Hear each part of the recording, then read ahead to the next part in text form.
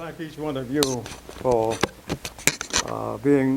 going on this trip today. And it's good to see the senator here. Senator has been a senator for a long time. I worked with his brother years and years ago, and he has really helped this center and has been instrumental in seeing that it has received some support. We appreciate you, Senator. And appreciate all those others of you and these volunteers who come and who work with us.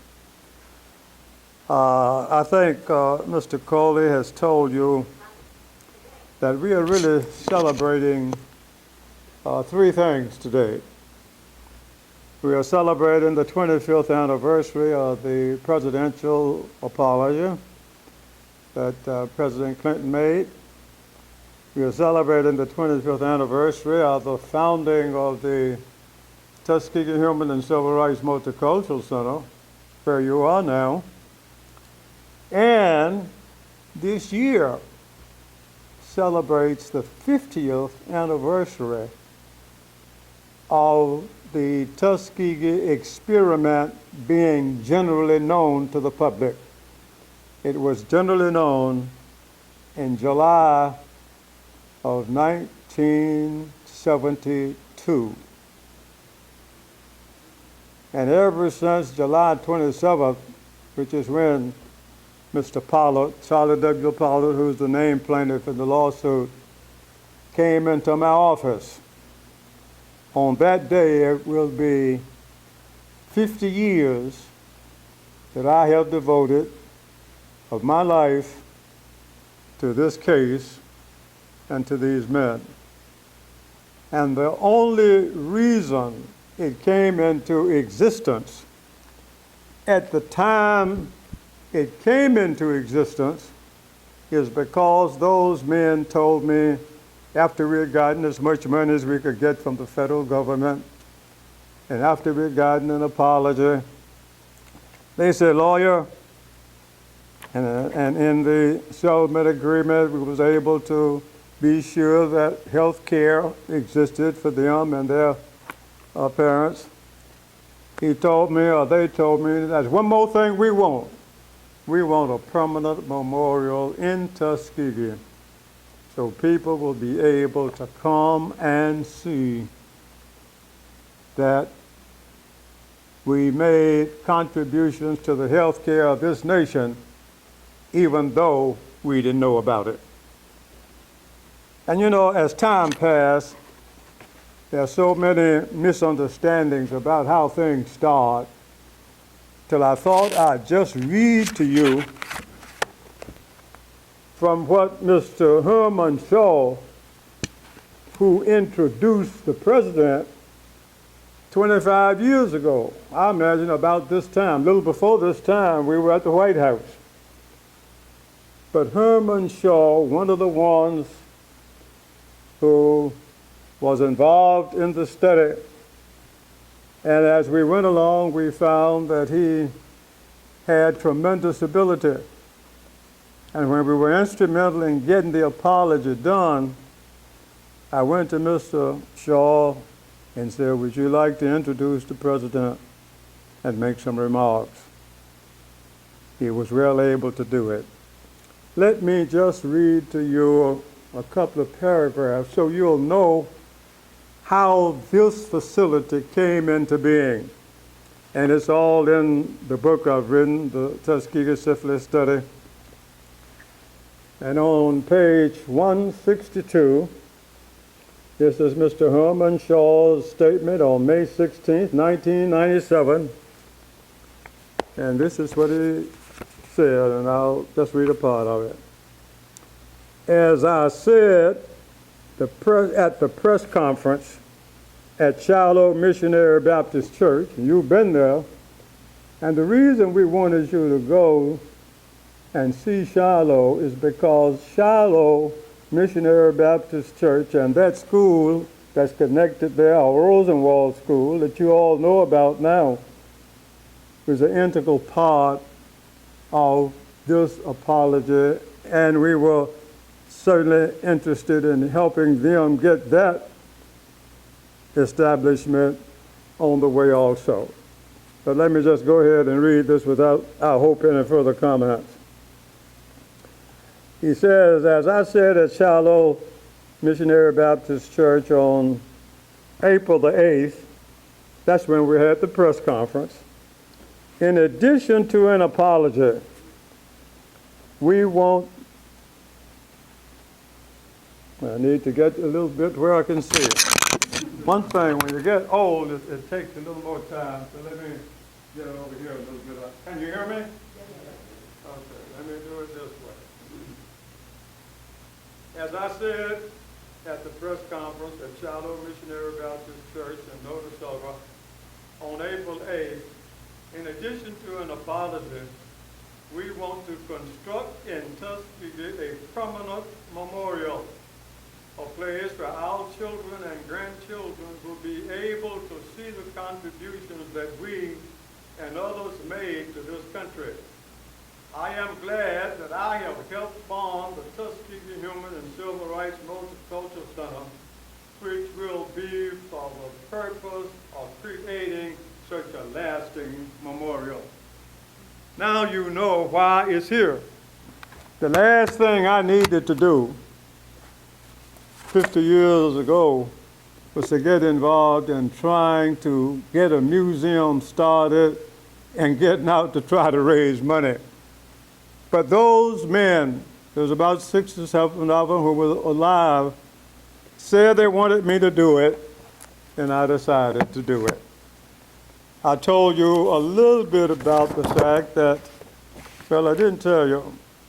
Charlie Pollard on the 27th of July 1972 came into my office and had a copy of the Montgomery Advertiser. And he says, lawyer, I don't know whether you've seen this story or not, but I'm one of the men in that story. I didn't know it until now. I knew I was a healthcare program that I was a part of, but I didn't know the details of it. And he said, I think my government has taken advantage of me, and he wants to know, can you help me? I told him I thought I could. That was my introduction to it. I had read a few days earlier on a flight from Washington, D.C., going into Montgomery about this study. But I had lived in Tuskegee since 1960, about 63 or 64, and I hadn't heard about it. I began to check on it. I checked with the civil rights organizations that worked with me in the past, and they said, well, it's nice, but as a potentially fee-generating case, so we won't be able really to help you like we have on these other cases. I went to some of the leading plaintiff law firms across the country to see if I couldn't get them to work with me on it, sharing a fee if we get it, but help to finance it, because it was going to take a lot of money when you sue the federal government. Couldn't find nobody to do it. I was determined not to give up. So I went to Mr. Parker at the end of the Alabama Exchange Bank, explained to him my problem. He says, well, lawyer, you know, it's not my money, it's the bank's money. I can't lend you money on a contingent fee basis, but I will lend you some money, but whether you win, lose, or draw, you're going to have to pay the bank back.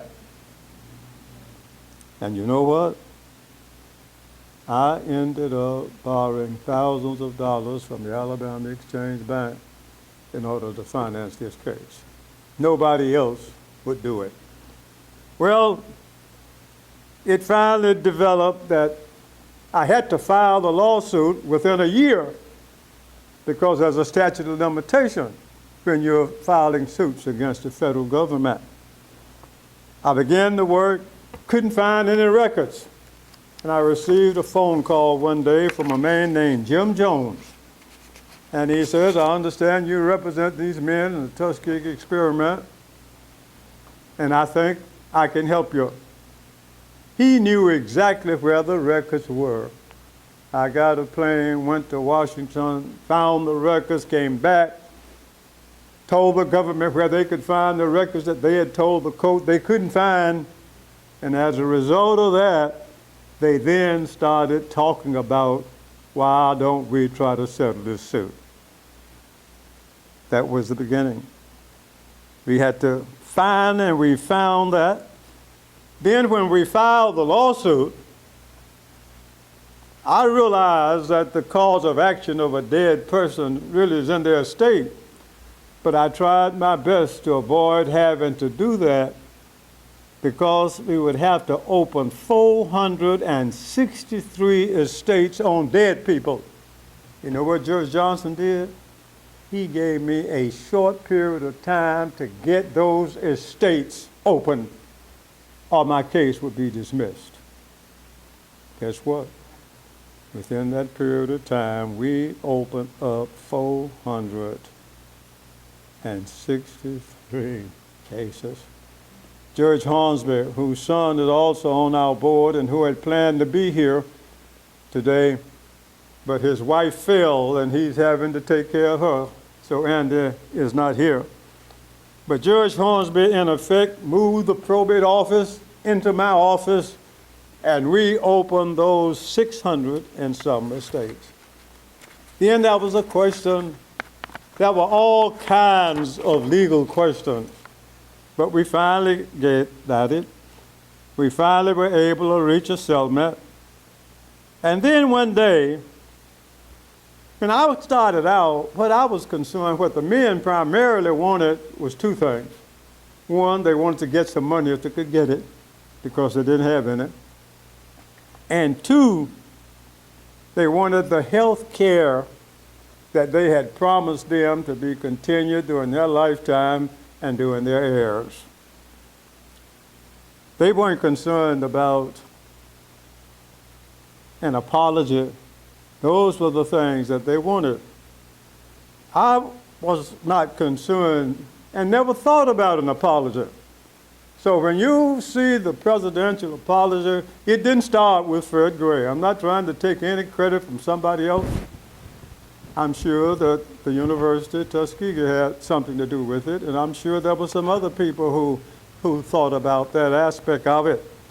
The way I learned about it was through a newspaper reporter. Called me one day and wanted to know, when is President Clinton going to make an apology to your clients? I didn't let him know. I didn't know anything about it. I just got all the information I could find out. And when I found out all the information I could find, I then decided that this would be a good thing for these men. Talked with them about it. They wanted to do it. In the middle of all of this, my then wife of some 40 years died unexpectedly. And when we were having her funeral and got all the things arranged, we ended up deciding, and we had a niece there whose other, did I see Tommy around here? There he is. My nephew, his sister Karen, was a news reporter for Fox up in D.C. And her husband also worked for a TV station. We came up with the idea that if we get these men and have them meet and call a press conference at where they were inducted, they may be able to get the attention of the president that these other people hadn't been able to get. They came up with a press release, and apparently it was a pretty good one, because as soon as it hit where it was going, we started getting phone calls. Those calls were people, reporters who wanted to come in before the 8th of April. On the 8th of April, we had over 30 media at that church. They heard these men, they heard what they saw them. And it was the story, the headline in the evening news on the 8th of April. You don't believe it, go back and look at it. I got a phone call the next day from Ben Johnson, the administrative assistant to the president. And he told me who he was. He said, the president is going to make that apology. I said, well, Mr. Johnson, I don't want, we want the apology made, but don't do like all these people have done so far. All of them have talked about things they want to do for these men, but they never asked what the men wanted. So these men need to be an integral part of whatever takes place at the White House. He says, Mr. Gray, you are going to be the contact person. And if you read Tuskegee Syphilis Study, you'll see exactly what took place. And if you look behind that kiosk back there, you will be able to see and hear the entire apology that took place. Now you know there have been literally dozens and maybe hundreds of various organizations and various persons who have gotten grants, who have written books, who have made money on the backs of these men. Unfortunately, this organization wasn't able to get all the millions of dollars. We're not able to get and pay for somebody to come to Tuskegee to attend these things. I've just had to get out, and before the virus came, to go and make speeches. Instead of Fred Gray accepting the honorarium, they have sent it to this organization so that it can exist. Now you know, there are two basic institutions that I know of that are as a result, direct result of these men. One, the establishment of this institution, and of course Tuskegee University, and I'm happy to have been able to help them get it. While we didn't get the money, they were able to have a bioethics center, and they still receive annually thousands and probably millions of dollars to help get that done. But the struggle for equal justice continues. We want to thank you for your interest. We want to thank you for coming to help us celebrate. But the struggle for equal justice continues. And we're going to have to continue to fight and continue to do those things. Let me close by saying two or three things. One, I probably filed my last civil rights case on September 1st to try to get the land that's in front of the courthouse that was owned by the courthouse, that was owned by the county. In 1906, the then governing body of Macon County decided that they were going to build the courthouse to where it is now, and they were going to convey that property in the square that's there now to the Tuskegee chapter of the United Daughters of the Confederacy. When they were supposed to develop a park for white people, I got a phone call, and you know it's good to have these calls, over a year ago from a man who I never had heard of. His name was David Rivers. And he said he and Dan Abram, you probably have heard of Dan Abram, he's on ABC and he's on News Nation. They have written 4 historical books on historical cases, most of which are around presidents. And they had decided they wanted to write a book about the case of the state of Alabama versus Martin Luther King. Dr. King was the only one of the 89 persons who were indicted as a result of the Montgomery bus boycott. And before that case took place, nobody had heard about Martin Luther King. After we tried that case, he was known around the world in the beginning of the civil rights movement. They called me and asked me if I would co-author a book entitled King, versus, I may have a couple of little cards here you might want to see. King, Alabama versus King. And as a result of that case, Dr. King became known, the civil rights movement started, and we don't know where we go from here. I want to thank you for coming. Thank you for expressing an interest in the center.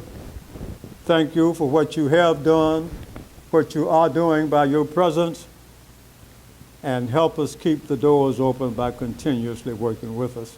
Thank you very much, and I don't know if I'm supposed to take any questions, but I'll of this center. One is all of us to educate the public, but to educate the public on the contributions made by the three ethnic groups that has really built this nation: Native Americans, Americans of European descent, and Americans of African descent. If you go through the other end, on the other side of this wall, there's a wave wall that goes all the way around, come all the way, starts at the beginning of time, and it ends at the present. And it is separated by globes. Above the globe tells you what was going on in Macon County. Below the globe tells you what's going on in the rest of the world. And on top, it gives you a caption of what is going on underneath. Then the second is what the men wanted. They wanted a permanent memorial for them. This is the name of the case in the Middle District of Alabama, and it has all 623 names of the participants are here. I told you on the other side of the kiosk about the apology. On the rest of the kiosk, it tells about it.